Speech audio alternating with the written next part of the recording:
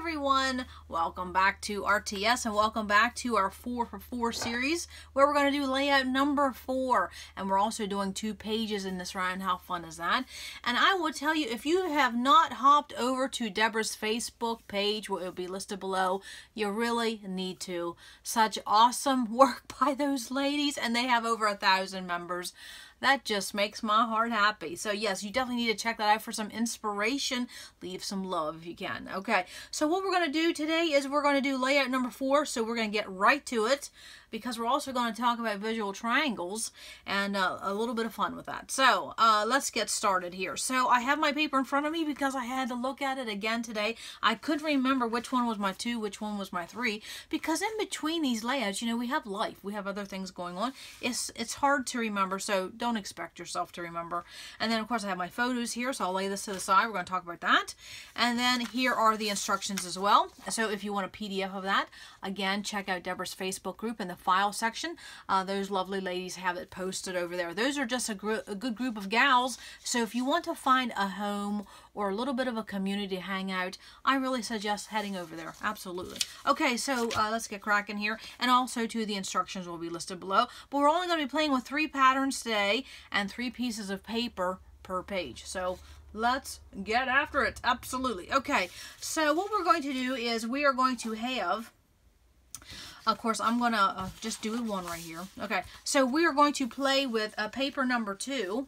Okay, and that's going to be a 3x9. Okay, lovely, lovely, lovely. And then our paper number 3 is going to be a 4x5.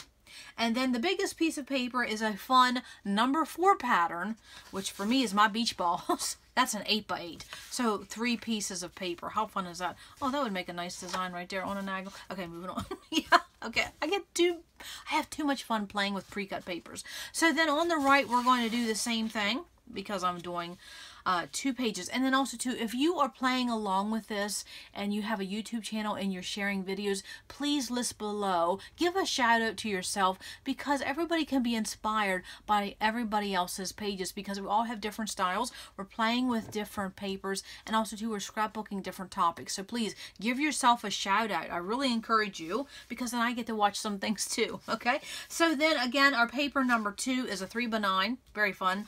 And then our paper number 3 is a 4x5, and then our paper number 4 is an 8x8. So very fun. Okay, so just 3 pieces of paper here, 3 pieces of paper here, all builds up for a little bit of fun. So let's get playing as to what we can do, because we are going to be playing with the block design. And listed below will be a go-to design video, kind of long, but it'll give you some more direction on the block design. And then after that is also too listed a start to finish video playing with the block once again. It's very, very fun. I don't know if I play with this as much. I would say of all the 4 go-to designs I'm showing in the series, this is the one I play with the least, but it's absolutely one of the easiest. It really is. You can do a lot with the block design. Okay, so let's get playing here. See what we can come up with. Okay, that's what we're going to do. Okay, so I have some notes here, because, you know, I can get cattywampus, I can go down a rabbit trail or 2, and I don't want to make all of my videos an hour long. Okay, so for what we're going to do is play with the basic block. Okay, so the basic block is starting with your biggest piece. It's kind of like an embellishment cluster. You start with this biggest piece and you build yourself up. So we're just simply going to put that in the middle of the paper, just like that. Okay, same here for the right. We're going to put that in the middle. And if your paper has a direction, and for me, my beach balls kind of go a little bit of direction in different ways. So one way to do that is just turn your paper and see which way it looks better on your eye. Okay, and one of those will clearly be a little bit better, and then you'll think, okay, that's the way. You can, you know, figure out which way is the correct way for your paper, or you can flip it over. Sometimes there's a design on the back that'll tell you which way the manufacturer intended it to be. Okay, so we have our 8x8 block of paper in the middle, and then what we're going to do is then take our 3x9 and we're just going to overlap that just so, and then we're going to take our 4x5 and then we're just going to overlap it even still. So it's just taking blocks of paper, starting with your biggest and working your way up to the smallest, and we only have 3 pieces of paper, so that's a very easy design to do. So then what I want to show you for this is that with this, now we're going to play a little game of shells here. Okay, so hold on for this. Okay, now Linda, if this red stripe is a little too much for your eyes, okay, you might want to close your eyes a minute, okay? Linda said this red stripe was giving her wonkers. And isn't that something, how paper and designs can do that? Okay, so then what we're going to do is we're simply going to take this basic block. Everything's the same. We have this 4x5 up a little bit and this one down a little bit because that looks good for a 2-page. So then what we're simply going to do is we're going to rotate this one turn. Okay, so there we have another design even still. There's your 3x9 up here, 3x9 down there, and then you can play with these pieces of paper, the 4x5, however you want. So then we're going to turn it one more time, and then we have another design still. Absolutely, look how fun that is. And then we rotate it one more time.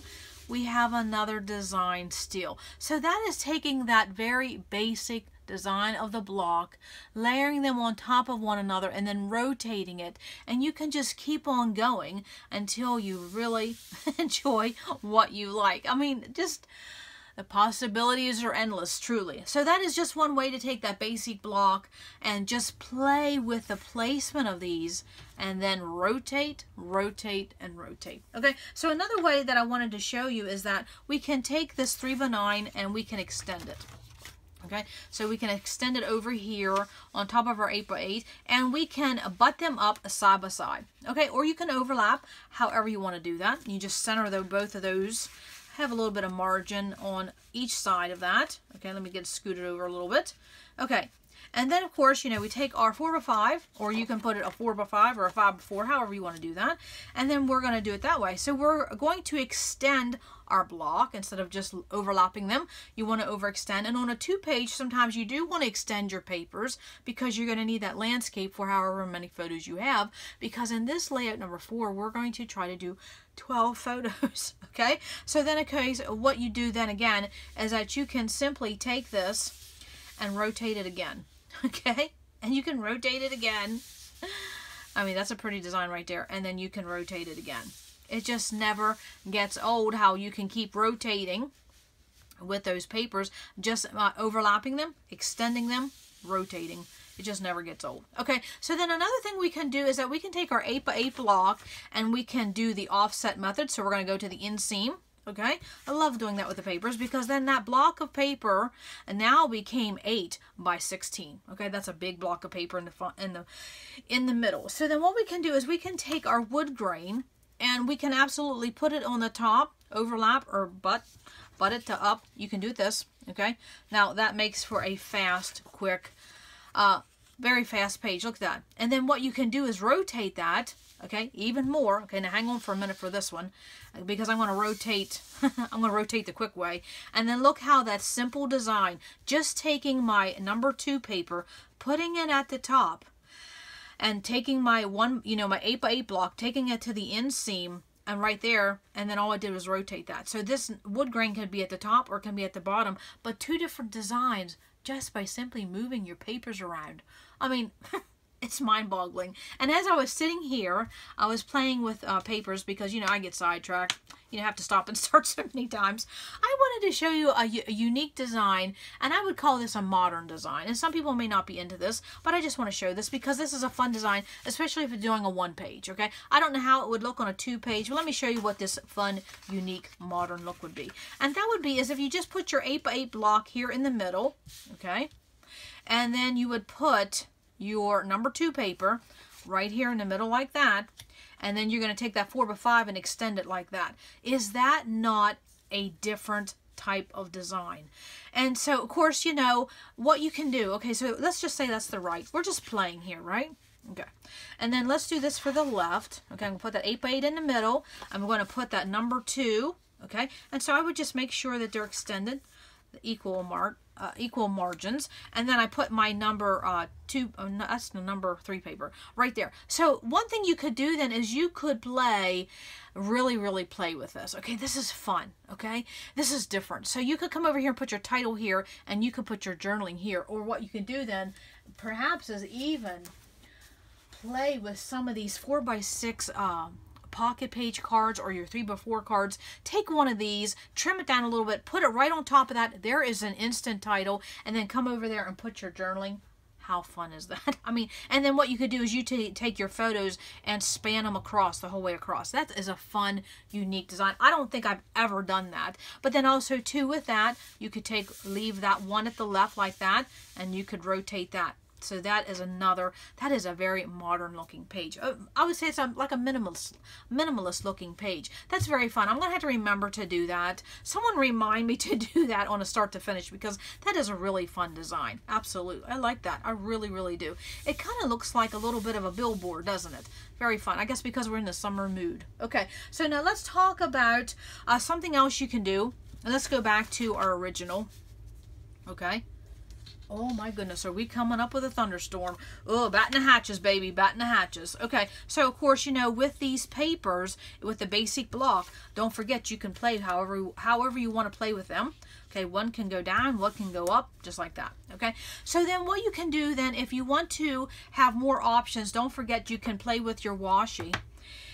And you can simply take your washi and run it across things like that. Okay. And you can also go to the outside. Let me move this for a minute. You can also go to the outside of your papers, okay? If you want an extension of more pattern and more supplies, you can do that, okay? I'll just put that right there. So don't forget your washi. And then also, too, do not forget your border strippers. Absolutely, because then you can do the same thing I showed for washi. You can do with that with your border strippers. And some of those can give you an instant title. That's very, very fun. And then also, too, what I wanted to say is, I want you to look at your washi for a minute if you pulled it in your kit, okay? So I'm going to pull all my washi here for a minute. I want to just show a little trick here, okay? So you see that in this layout, I have balls, which of course are circles, and then I have wood grain, and then I have stripes, okay? So over here on the right, I have 3 different designs. I have circles, I have wood grain planks, and then I have stripes. So when you're picking out your washi, perhaps not use, it depends on what papers you have, pick your washi in a different motif than what you already have. So of course, you know, I have wood grain, so I could skip that one. I have stripes, I could skip that one. I have circles, circles, circles, and circles. Circles is my favorite shape. And if circles is your favorite shape, by the way, that tells you something about your personality, and I'll talk about that in a video someday. But yeah, the circle shape has to do with your personality. And so then what I would do is I would pick the anchors, because then I'm getting a different motif, I'm getting a different shape. So that all I'm doing, and I'm not going to put that on there because that's all I have of that, but isn't that fun? So when you're picking washi, give a double look as to what is the design on your washi, okay? Since I have so many stripes here with the wood planks, and also to this, you know, I wouldn't want to do a wood grain again because it's, you know, a variety. You want to break it up a little bit. So I wanted to show that quick little tip. Okay, so now let's talk about your leftover papers. Because this is layout number 4, this is our last layout. Let me move this washi here for a minute. Okay, so what you can do, I'm just playing with this, We got everything going on. Put this up here. So what you can do with your leftover papers. Okay, what did I do with mine? I just had them here. I just had them here. I don't know what I did with them. Okay, but don't forget, okay, is that if you had leftover pieces of paper from layouts 1, 2, or 3, don't forget that you can use these to your benefit, okay? And then you can play with these however you want. You can keep maybe doing some tucking, some layering. Okay, let me put that one there. Of course, I'm going to have a wood grain on a wood grain, but I'm just going to use this for a little bit of a reference there, okay? And then you could also play with these too, okay? So don't forget to play with those leftovers that you had from previous layouts. This would be a place to put them, because in this block, we only had 3 pieces of paper here and 3 pieces of paper here. So if you want more, if 3 is not enough, get out those extra pieces you didn't use, and then don't forget you have all of these, your bonus sheet to play with too. So let's just pull a couple more. We'll just keep on playing, okay? And don't forget, these pocket page cards, these cut aparts can be good for layering too, okay? We'll just get one of those out too, okay? So what I can do is then I can keep adding layers. and keep adding layers with my leftovers, and then also to my bonus sheet. And then of course, you know, using these cut aparts, if like Gone Surfing, I don't think I'll ever use that Gone Surfing, but I also could just use that and use that yellow as another tucking piece. So you can keep layering and layering and layering when it comes to the block design. And if you see layouts that you really like and you're drawn to and you have a lot of layers, take a minute and look at the shape of the paper. It's all blocks of paper just layered on top of each other, because you can keep on going and keep on going. I'll just keep on playing, and you can just keep on going. You can keep going layers and layers and layers and layers. It just doesn't stop. That's one way to get in a lot of scraps, is just keep playing with layers. You see what I'm doing. Layer, layer, layer. That sounded like liar, liar, pants on fire. But absolutely, that's what a block design is, just playing with layers of paper in the block shape. Okay, so let's talk about photos for a minute and get back to my original block here, okay? But I definitely wanted to show, if you have extras, start playing with them. And then also to your bonus sheet, start playing with that if you want to. You don't have to. 3 pieces of paper in a different pattern may be a little too much or not enough. It's totally your style. There's no wrong way. Okay, so then let's go back to what our basic design was here. And then let's talk about photos for a minute, because I want to share a little bit more about my process when it comes to photos. So I had showed in previous layouts and previous videos that what I do is I print my favorites in a 4x6, because I don't know what mood I'm going to be in to use which size. And then I will also take that same photo. Look at these boiled peanuts. Is that not fun? And then what I do is I also print it in a smaller size, because I'm not sure.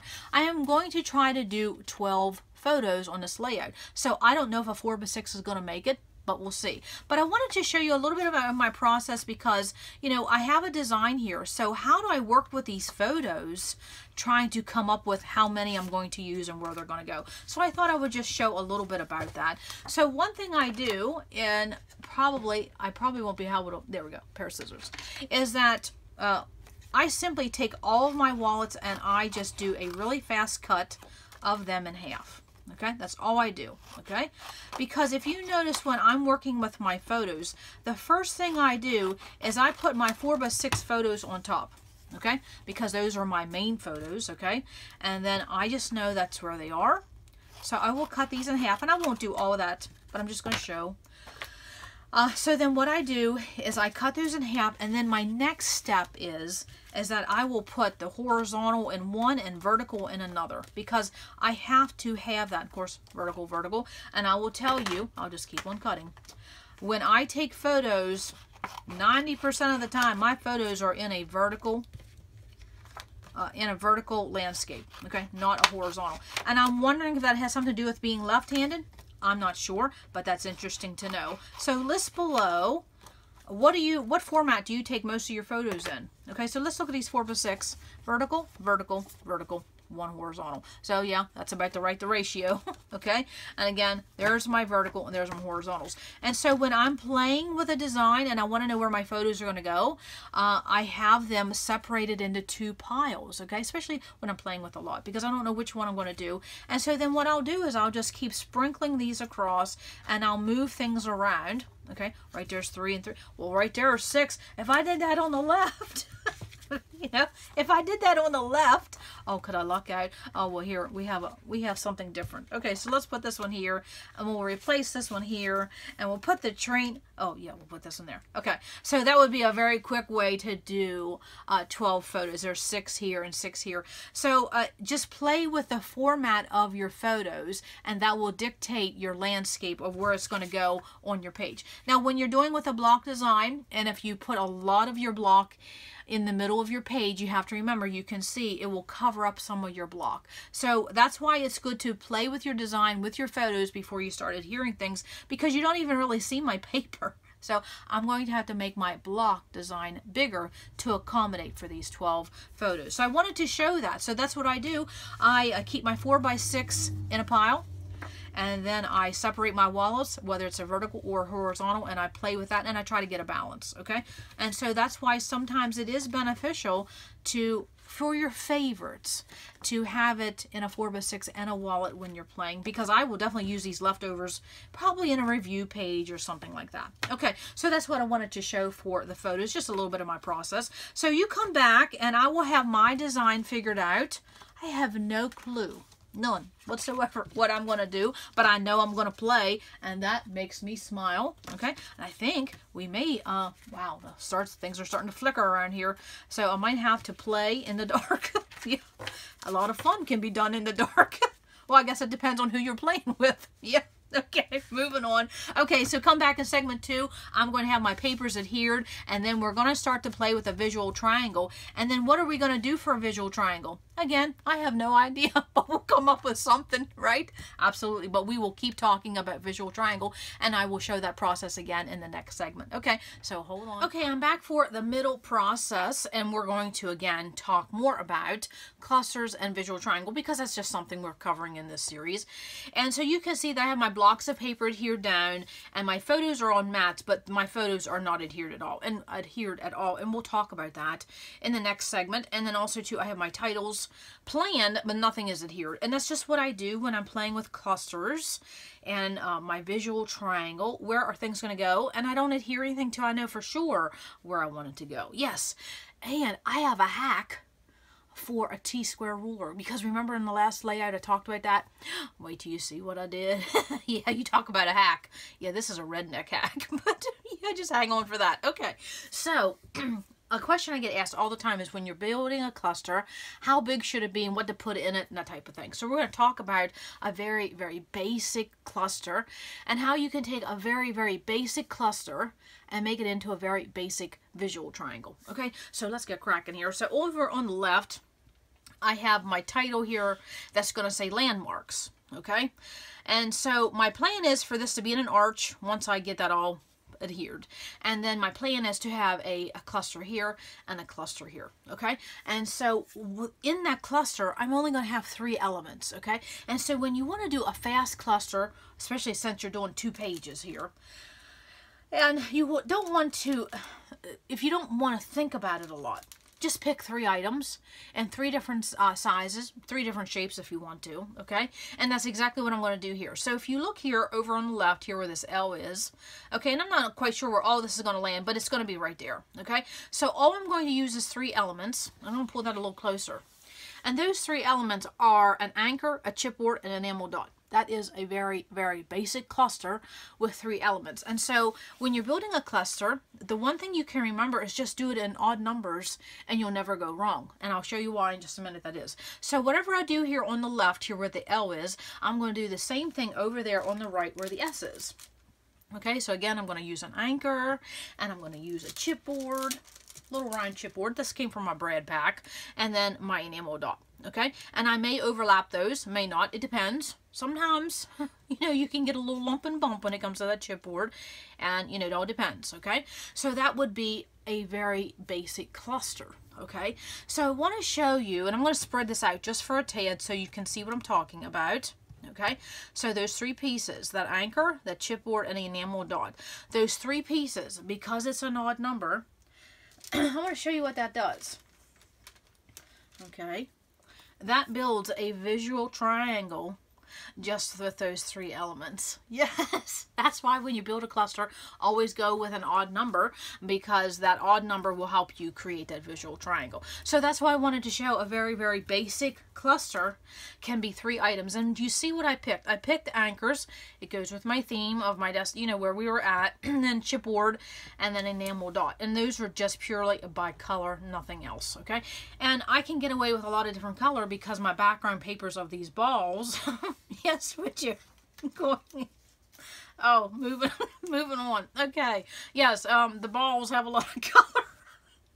Okay, moving on. So whatever you see on the left here, the landmarks, I'm going to do the exact same thing with this other title here on the right, and it says along the way, because this really is part of the trip, and I'll talk more about that in the next segment. So what am I going to do?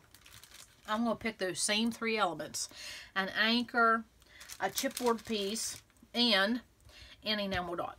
Okay, and again, those 3 pieces right there, however you place them, if you overlap them, you don't overlap them, you leave a little space, you don't leave any space, they create a small visual triangle. I mean, isn't that fun? Absolutely. And then also too, over on the right, I'm going to repeat that same thing. So there's the anchor, chipboard, okay? Now say if you're working on a page like this, and you don't have 4 anchors, and you don't have 4 pieces of chipboard, just find something similar, okay? And then also too, I'm gonna put this a little closer.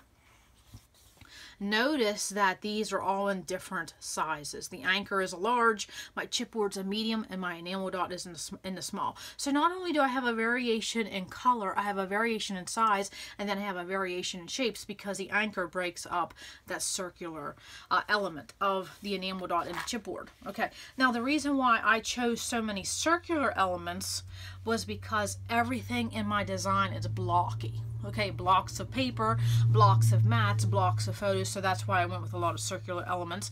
We'll talk again about that in the next segment. So then, those are a cluster in a visual triangle, but then we're going to take these visual triangles and we're going to tie it into a bigger visual triangle, okay? And this is what I'm saying when you have a basic cluster. I can just leave it like that and be done. That's plenty, okay? But if you want to do a visual triangle, you know, so it helps leads the eye. Now this in and of itself, this over here being on the top and this down here being on the bottom, already that lends itself for leading your eye through the page. You don't need anything else if you want to take it simple, okay? But you know me, I have to add things to a page. So down here on the left, okay, and I'm going to move these up a little bit, is that I'm going to come down here and I'm going to put in a little element down here. Okay, so what I have is just an October afternoon sticker. I have a bigger piece of chipboard, okay, which I'm going to overlap that on the photo. That's what my plan is. And then I have some of these enamel shapes that's in the shape of a triangle, okay. Now I have trouble using them, so what I do is I try to use them as a directional piece, okay. And I'll put that a little closer here. And of course there'll always be close-ups at the end, okay. So this is what that's going to look like, okay. Down here at the bottom, it's just a label with some, you know, chipboard and then 2 enamel shapes in that triangle. And then I take them as a directional piece and I have that triangle pointing outward. So then I'm just going to replicate up here on the top left, sorry, top right, exactly what I just did. So it's the same thing, it's just basically in different colors. So there's my October afternoon label. I have some chipboard, okay, and I'm going to run those stripes in a vertical fashion, and I'll talk about that in the next segment as to why. Well, really, it's just so your eye leads down through the page.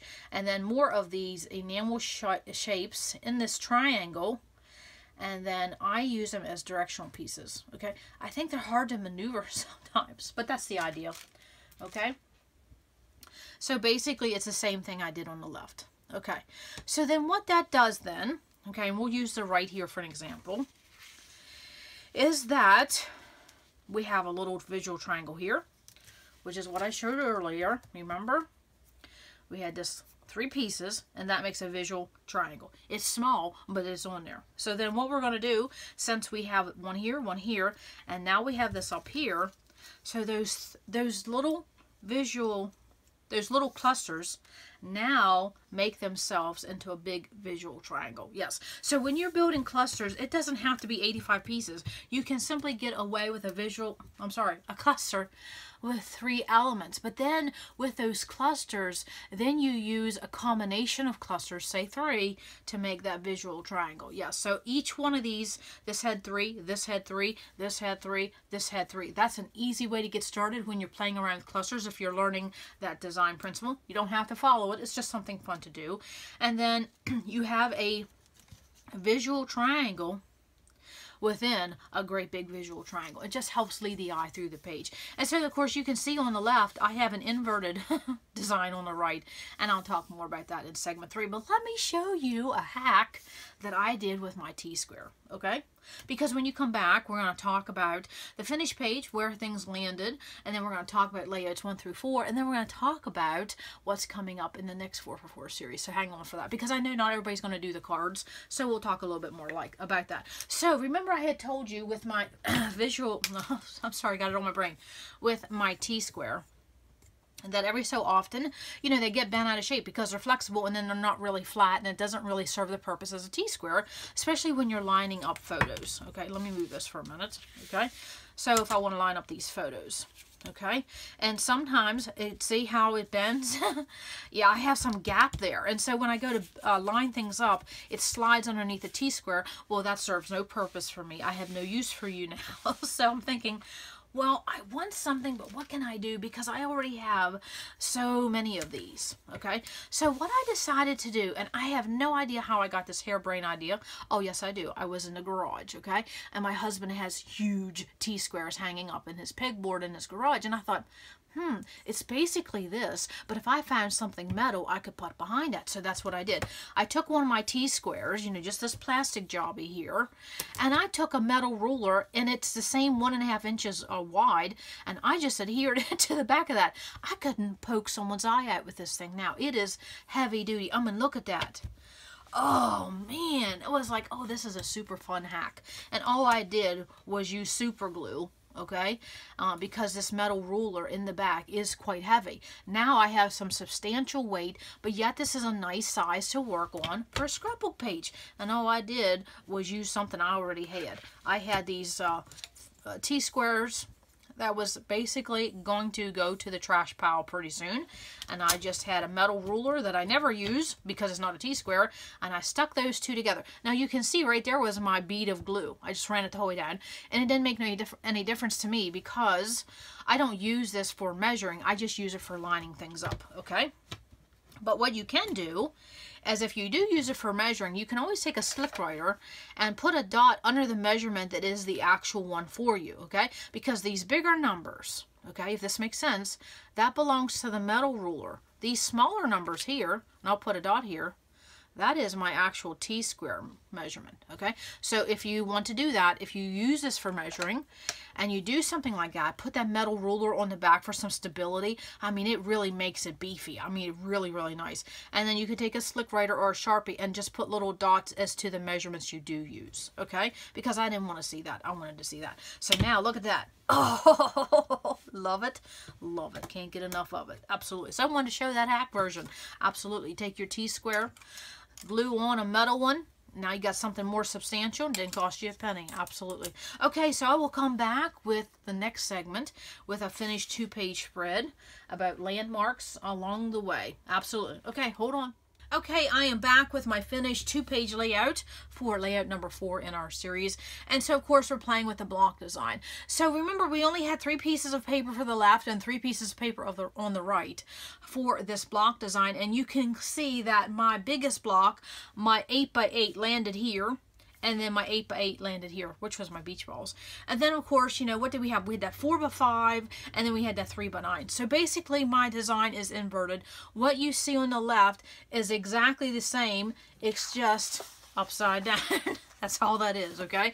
And so I flipped that. And so that was a fun design because when I was playing around with those papers, I just happened to, you know, you move them around. That's all it is when you're playing with go-to designs and pre-cut papers in this series, is that you just move them around, and however they land, you just have fun with it. And so this worked out really well because, of course, we were doing 12 photos, which I got on this page, 6 here and 6 here. That's always fun. And so then this 3x9 acted as a photo mat for 4 of those photos. So that was definitely a fun design.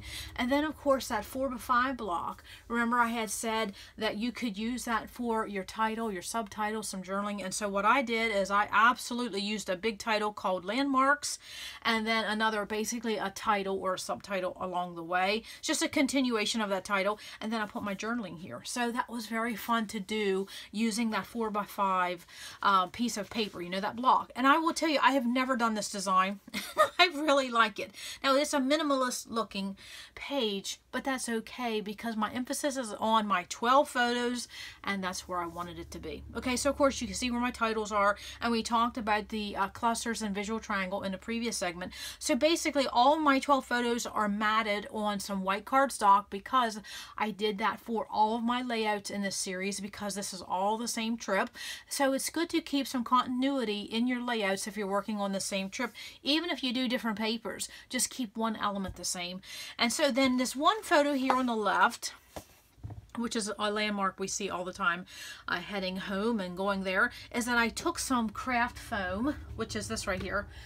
Just a fun foam you get at the craft store, and I put that entire photo and mat on a piece of foam, and I did the same thing with this photo here. So it just gave some dimension only on one photo here and one photo here, but it just gives some more interest to the page. I really like that. And of course you can see I added some October afternoon stickers in this circle because, as I said earlier, everything is so blocky because we're playing with the block design, and to break that up with everything being such in a rectangle shape, I used the clouds, which is more of a circle shape, and then the circle sticker, and then of course my elements had the circle, and so that's just how you break it up. So whatever I used here on the left, I also did on the right, but I used this one on the right as a landing place for my journaling, and I did the same mat for my journaling.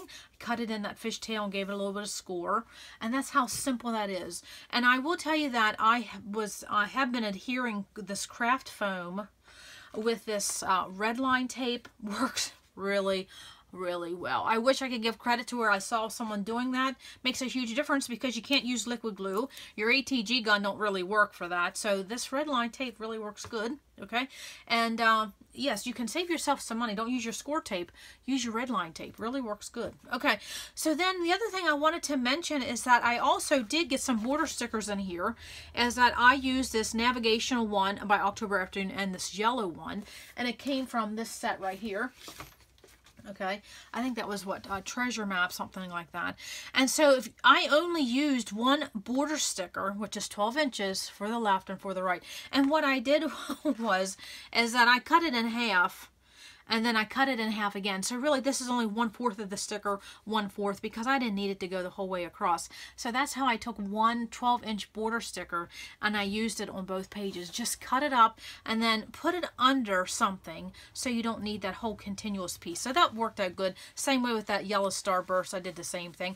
That is just one 12-inch border sticker. I didn't cover up. I just pieced it together. Yes, very fun. And then of course I took some of my lovely word stickers and I put it on a few, 3 here and 3 over here. And so this is interesting that these word stickers, here, here, and here, that makes a visual triangle. And then over here on the left, here, here, and here, that makes a visual triangle. So when you're putting word stickers on a layout, I like putting them on photos where there's some dead space, is that you can take something as simple as this and again create another visual triangle on your page. Very, very fun to do. Okay, so that is how this layout ended. I'm really tickled with how they all turned out.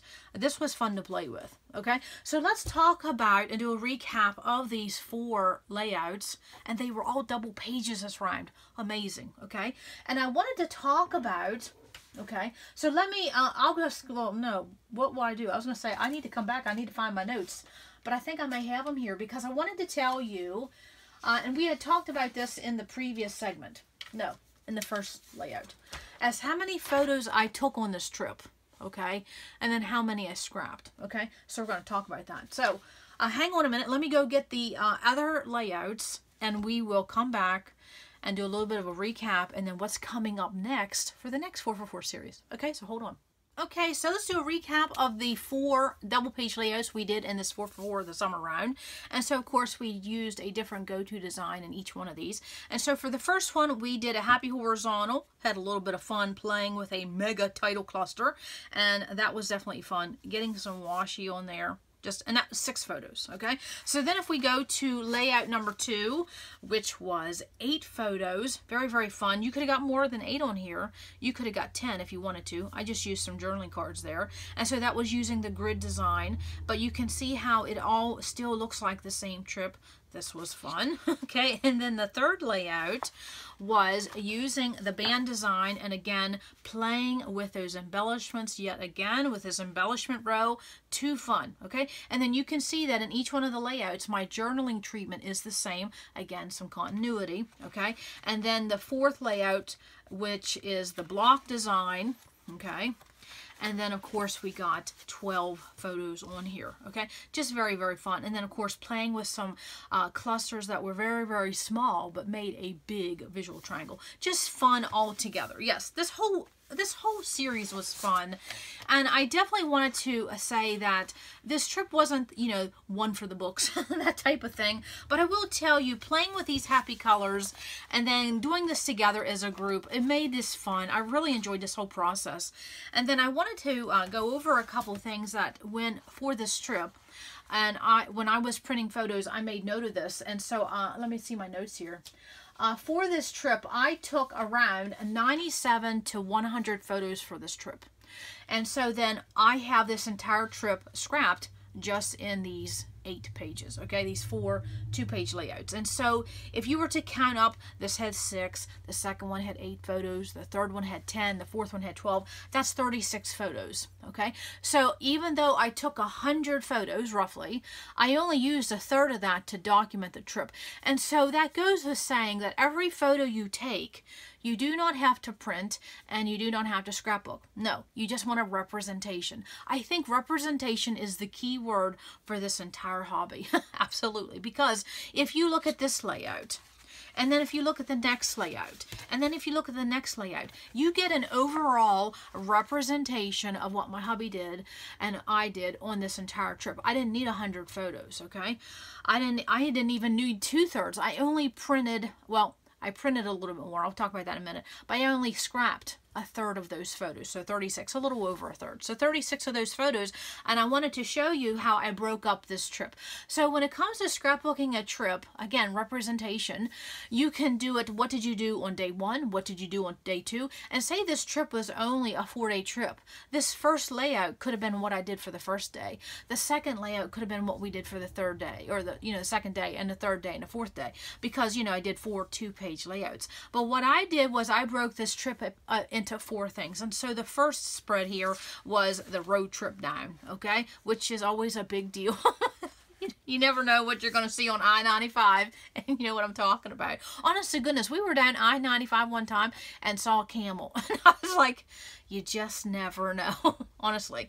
And then, of course, my second layout was just basically about the signs and the places, some of the things we do. But it was basically about signs, because I like doing that on a trip, is that even though I may not always scrapbook about going to that actual place, sometimes I'll snap a photo of the sign so I can remember in my journaling what I did, you know, what we did. And so all of these have, you know, because it's fun, these things change over the years. You know, Krispy Kreme may not always look like this, or the flea market sign may change, or, you know, this restaurant closed, you know. So it's just fun to do that. So this was just basically about the signs, good times, yeah, absolutely, okay? And it's just the places we go that we enjoy. And then my third grouping of photos here was the things that we did as a couple and how we're trying to transition into that. So that's the other grouping of photos. And then my last layout was the grouping of photos that talked about landmarks along the way, going and coming back forth on this trip.